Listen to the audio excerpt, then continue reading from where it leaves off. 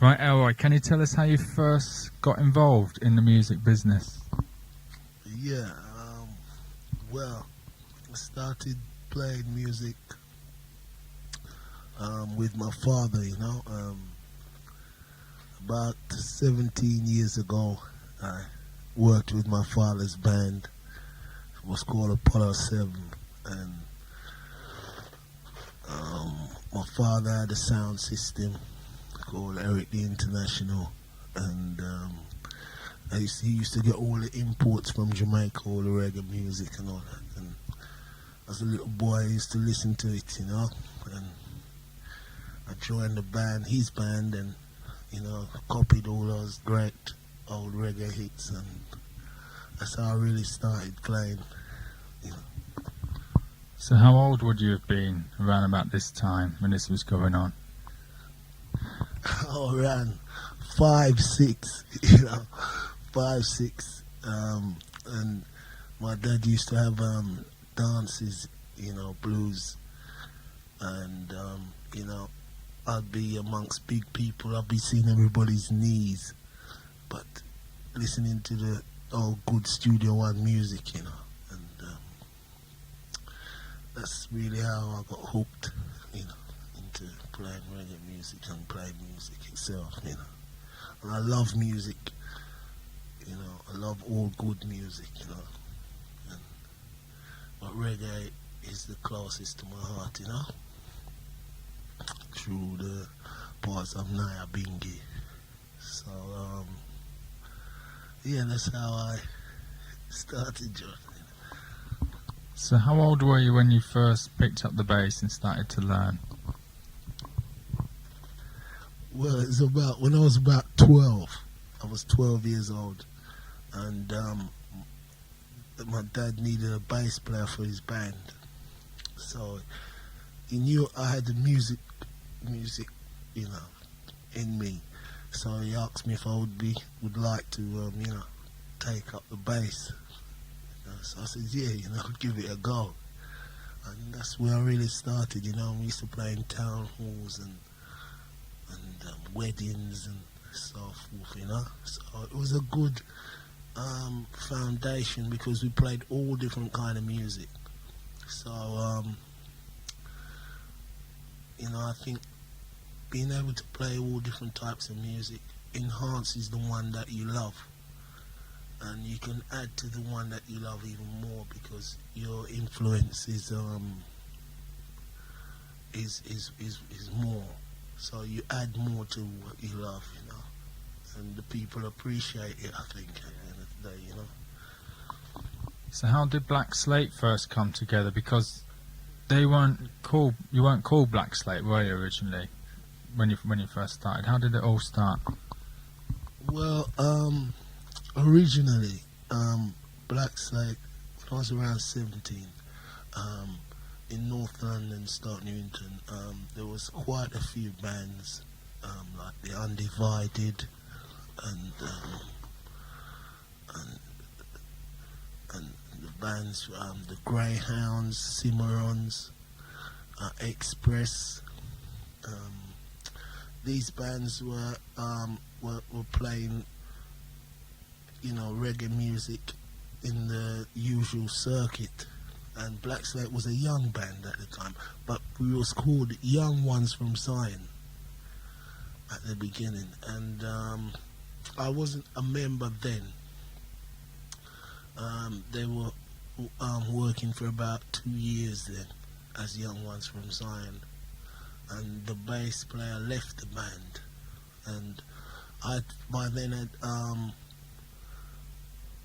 Apollo 7, the first band that I played with, was we dissolved a bit, So the manager from the Young Ones from Zion then approached my dad and asked, if I would come and work with his band, And I said yes, because it was all my age group and we was all friends locally anyway, and that's how it started, That's how the legend of Black Slate started, Were you playing, like you talked about groups like the Cimarrons. Those were groups in their own right, but they also backed a lot of artists when they came over on tour, or they also were session musicians for a lot of English or Jamaican artists at the time. Were you playing on sessions before you joined up with Black Slate, or was it when you were with Black Slate, was that when you were first released on record? It was when I was with Black Slate that I started recording, really. My first recording that I ever done was with Roy Shirley. And that was the first ever studio session I'd done, which I really thank him for now. And it was when I was with Black Slate the recording side of things really started to take off, because I was then seen in the reggae circle even more then, and approached by various producers, then, such as Shaka and other producers, and to record, for them. So it was when I was with Black Slate, yeah.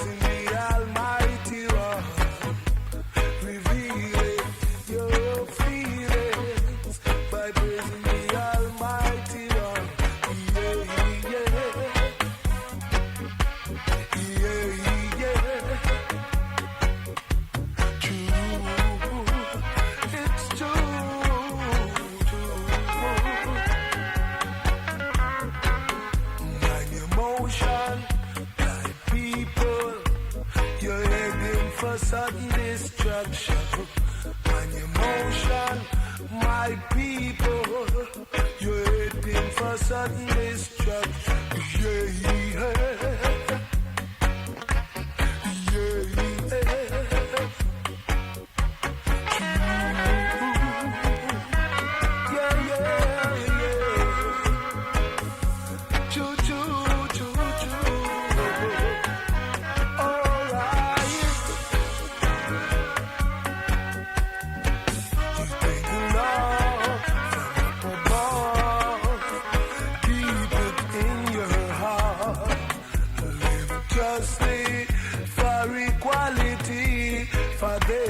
A place with Jah, revealing your feeling by praising the Almighty One, revealing your feeling by praising the Almighty One, revealing your feeling by praising the Almighty One.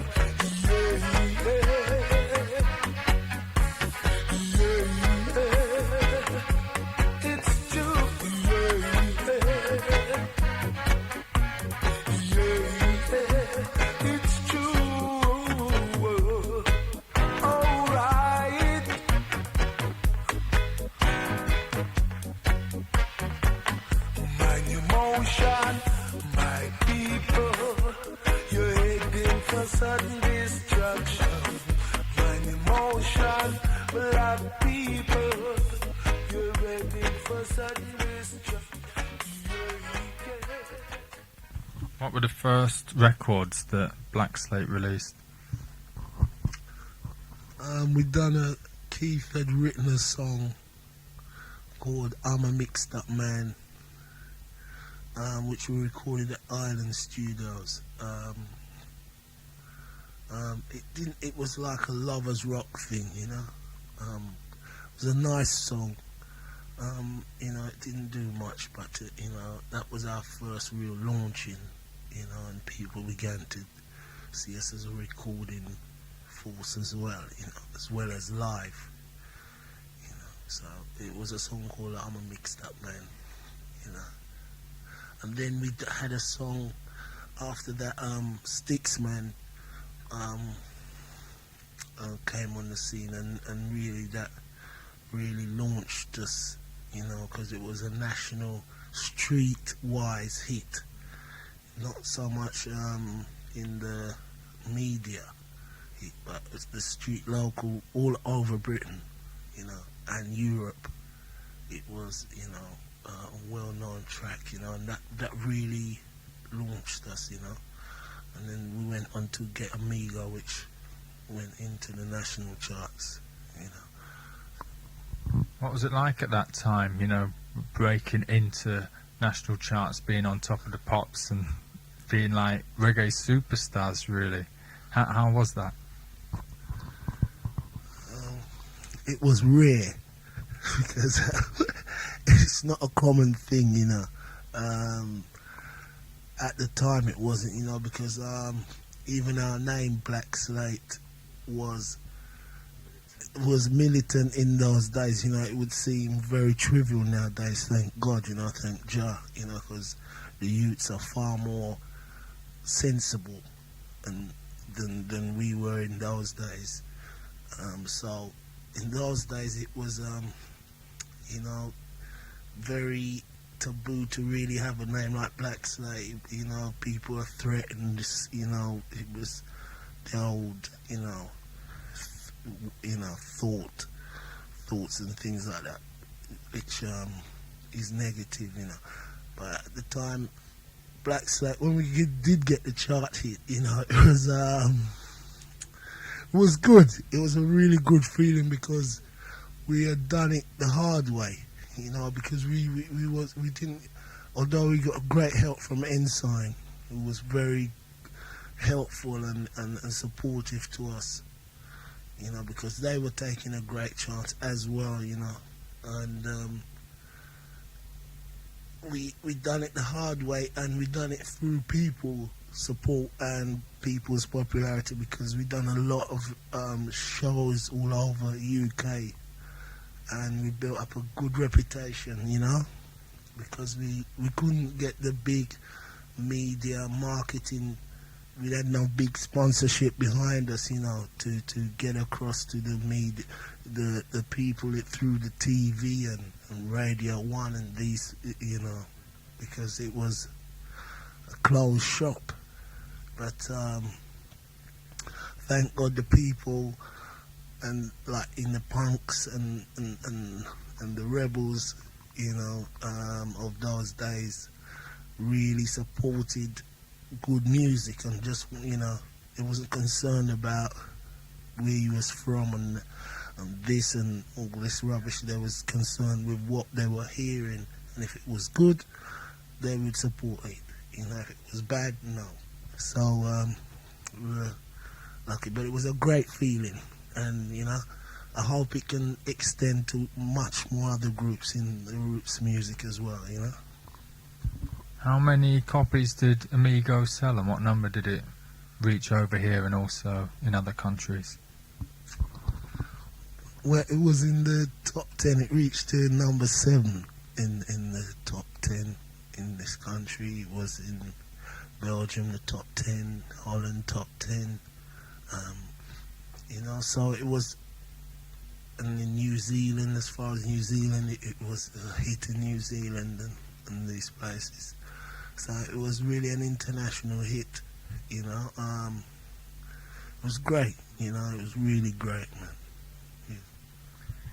You hear a lot of reggae artists complain that they always got ripped off by producers and stuff like that, and they never received any financial reward. When you had such a national hit, did you actually get the reward from it? Yes, well, we were lucky, because we were working with a good, reputable company in Ensign, and I'm proud to say that I've been associated with Chris and Nigel and those people at Ensign, and Doreen, who now have Sinead O'Connor and these artists. So you know, we were fortunate in that sense, but we did go through in the early stages the con artists, which you find in all music, and a lot of it was because the producers wasn't getting the help from radio stations and TV stations and encouragement, you know. So it was difficult for everybody all round, and the expectations of the artists, you know, was high, just as any other artist in any field. And the producers were confronted with this expectation, and a lot of artists didn't have the knowledge of business and how things worked, you know. So, you know, I wouldn't really like to pinpoint and say, oh, you know, these producers were rip-off artists and all that, because it would be too simple. It was far more complex than that, and it was all soldiers trying to push reggae music for the world, because we knew the world loved reggae music, and it was just a matter of certain forces stopping it from getting its fair play. So then the producers could then treat the artists in a good way, because they wouldn't, you know, obviously the producers had to invest the little that they did have, you know.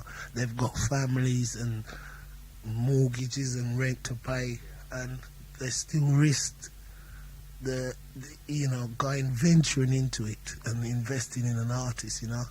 But there was some ill treatment, which thank God it's not so prevalent now at all, you know. I think it's all balanced out, and the artists and the producers are, you know, are determined to run it properly now, you know.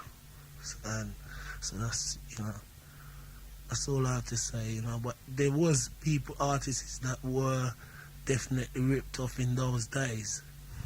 But the producers were just as ignorant, you know, you know, it was launching, you know, just coming out of this, how do you put it, this regime, you know, Babylon regime. So, you know, now it's all ironing out now, you know. So it's like in all music. Motown went through it, Jagger, Mick, all those guys went through it at the beginning.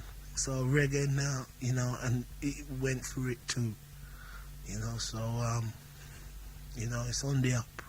Everything is on the up, man.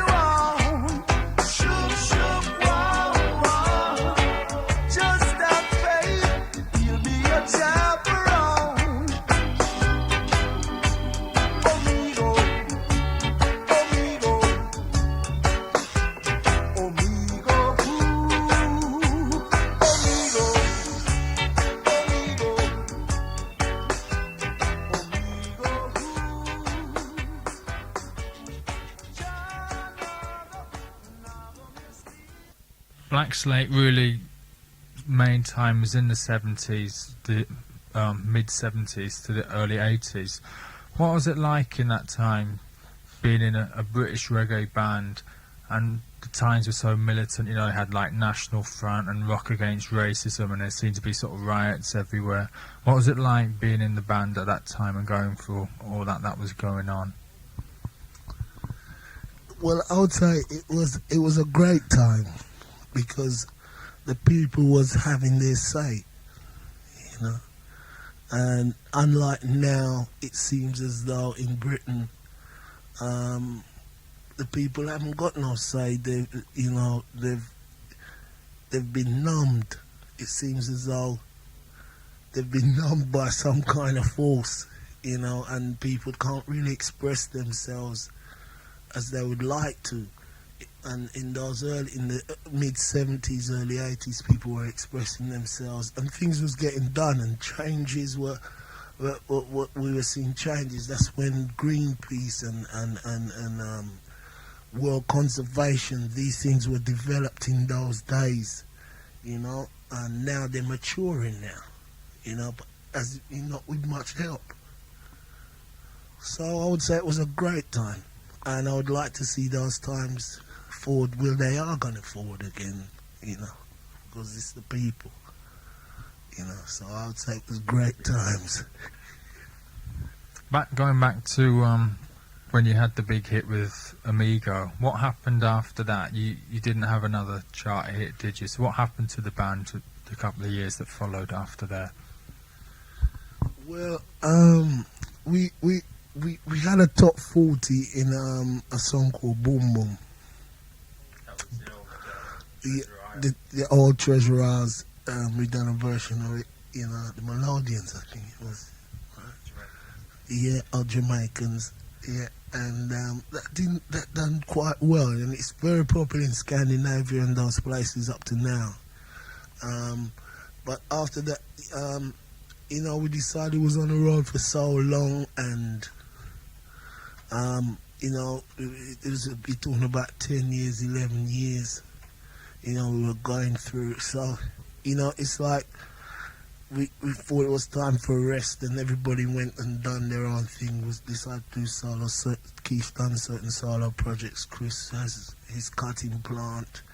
Tony opened up a few businesses, and Cledwin, all of us, we decided to, you know, breeze out a bit. And I don't know if it was the right time, or, you know, some say we should have kept on and so forth, but one can only, you know, Joe worked things out for the best all the time, you know. And, you know, we decided that, you know, we'd give it a rest for a while. And, you know, after a while, people just kept on at us, you know. You know, when you're getting back, what are you doing, you know? What's Black Slate doing? What's Black Slate doing? And, you know, it just kept on and on and on. So then me and Keith decided, well, come, you know, let's go out there, you know, and because really the message of Rastafari still needs progression, and the only one who's gonna do it is I and I. So it was like a call, a mystic call still.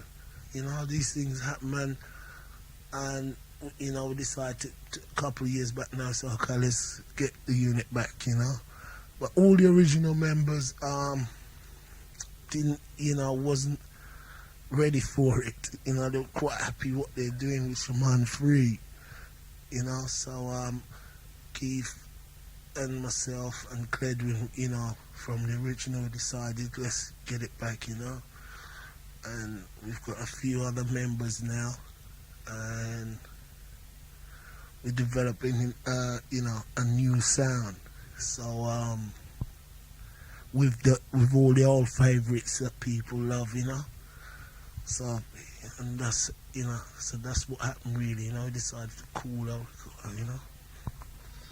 So tell us more about the new sound of Black Slate now. What are people going to expect? Because in the 80s we've gone through all the ragga thing, and we got all the sort of bogle business about now, and lovers rock has matured, and now we're seeing a return to favour of steppers and that kind of stuff. Where do Black Slate fit in now? Where outside Black Slate cover, we try and cover all the spheres of the reggae field. Roots, first and foremost. And the lovers aspect, we touch with a little lovers and a little international, right? And a little surprise which we leave for those who come forward, you know. So, but mainly it's roots, and we try and make it that the people can understand and understand what we're expressing. And, I hope that people are hearing freedom from our sound, and love, and get inspired towards drive more, So that's the sound I think we're portraying now. But, you have to come and see the band. It's a live experience as well, as well as the records. We've got like a compilation album out at the moment, so she's doing quite good, but live is live. So, it'd be good, I want to see everybody come and see the K Black Slate, style now. It's a fresh sound, John. It's fresh, man.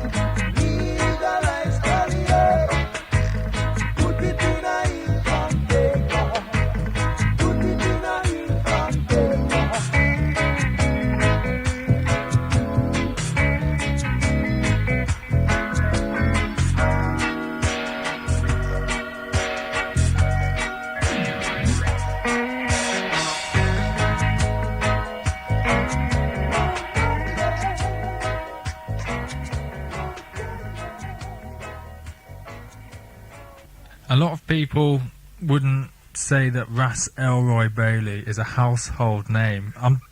Maybe in London or whatever, but up here, you know, if I say Ras Elroy Bailey, some of the people now who listen to the radio, they're not going to know who you are. But in the 80s, you were a very popular session musician playing on a lot of Shaka's music, Pablo Gad. And do you want to tell us a bit about the people you've backed and the tunes that you played on? Well, yeah, as you say, you know, I've worked with Shaka on his album,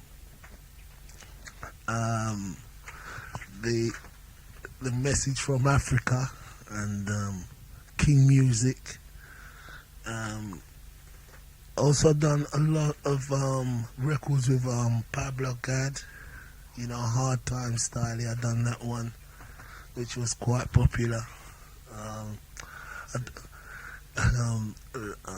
I've done quite a few Lovers Rock albums as well, you know, like hits with Sugar Minor, This Is Lovers Rock, Gina the Bamba, Paradise, Carol Thompson, I'm So Sorry.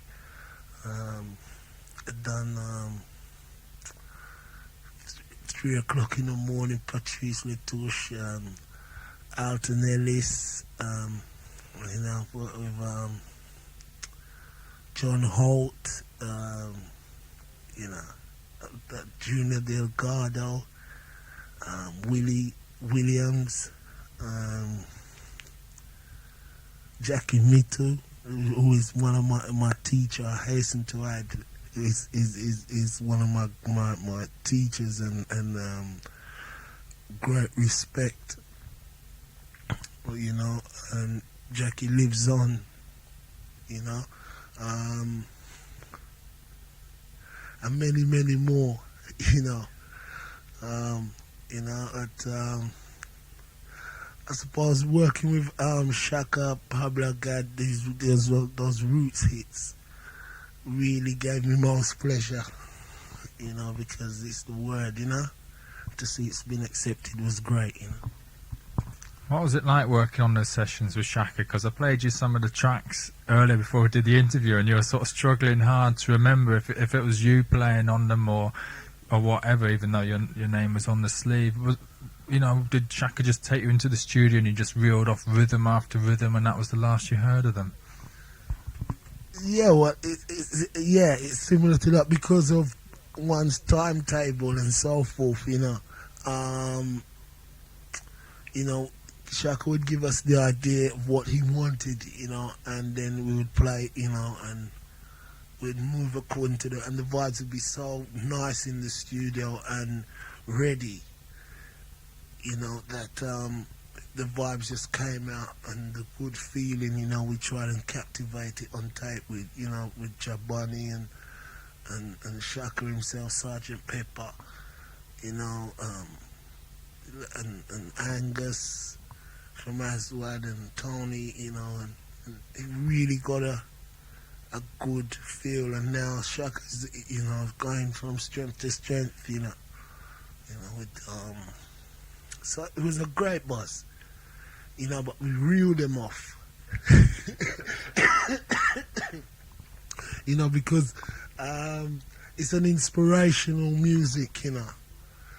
Nowadays, it's become more sophisticated, you know, with promising new artists such as yourself, John, firing some sophisticated bingy, you know, and so, you know, it's development. But at the time, it was live, and you know, it's, you know, all the hearts have to come as one, you know, and the understanding, and then it comes, you know, it flows, you know, and practice. You know, nothing beats practice, you know. But, you know, it'd be nice that people, you know, the youths then learn to play instruments as well, you know, because there's so much fun in it, you know, and it helps you when you're going onto your digital part, you know, but you know the fullness of it, and it's good to just to get together with friends and have a good evening, you know, or jamming. You know, and if something could be created, it's even better, you know. But with Shaka, yeah, it was reeling, give Isis to John, then we're going to the music, Yeah. So how many sort of rhythms would you go and cut at one time with Shaka? Go into the studio and get the vibe and then bang. How many would you be doing in one go? Yeah, in one evening, let's say we'd get at least 5, 6, at least the drum and bass track down, and the top section, and then Shaka would come back and put the final touches on things, So yeah, that's how it happened, John. So where does Black Slate lie in the future now? You've reformed, you've told us about the different type of styles you're going to be touching live and that. You've got a new album that's going to be coming out soon. What have you got lined up for this coming year? Well, we're hoping that we can get the album it's half completed at the moment, and we're still working on a few more tracks, but it being the same kind of Black Slate tradition, of good, it be balanced with roots and lovers and with a message, so Jah Works is itinerarily continuing, and it be fresh, 95 style, so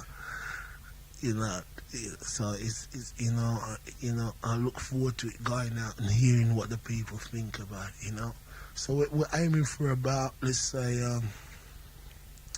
August, September for the new album to be released, We've got Sticks, man. We've got a new single out at the moment called Come On With Your Loving, done on Time Flight Records, which, it's a Bogo track, and, it's doing quite well, And also we're gonna do a new kind of steppers cut of Sticks, man, which the people are getting excited about at the moment. So hopefully that'll be out. I can come back again, John, and and we can play, Which I'll send you a cut immediately, All right. A lot of people up here, they remember tunes like Romans and Legalised Collie Herb. What's going to happen about those? Are you going to go back and cut them, or what about those tunes there? Well, my arm's being twisted here, people, by John. Yeah, I think we're really gonna try and we're gonna do a new cut of it, and legalize Collie Herb, because everywhere we go, we constantly reminded, about those tracks, So we gotta give the people what they want, Yeah, definitely, John. Definitely. Bit of a blackmail there, really. Yeah. Do you want to send out a message to your listeners, the listeners who are going to be listening to this interview, and also long-time fans of Black Slate up in the Yorkshire area? Do you have a message for them? Yes, well, the message is one love, and keep happy, right, and keep strong, and love Jah Rastafari, and love one another, and be strong, and deal with reality, right, and that's my simple message, It's just one love, because everybody, and keep strong in these hard times, but with love we'll go through, and hope to see you at our gigs. Okay. Well, I'd like to thank you for taking the time out tonight. Unfortunately, it couldn't work out live due to pirate radio and all that stuff, but it will be going out, and I wish you all the best in the future, and respect for taking the time out today. Thank you, John, for inviting me here, Ras. So, and keep up the good works, and you must only tune in to the Rootsman every Friday night from 8 till 10. This is Black Slate recommending the Rootsman. Okay, one love, John.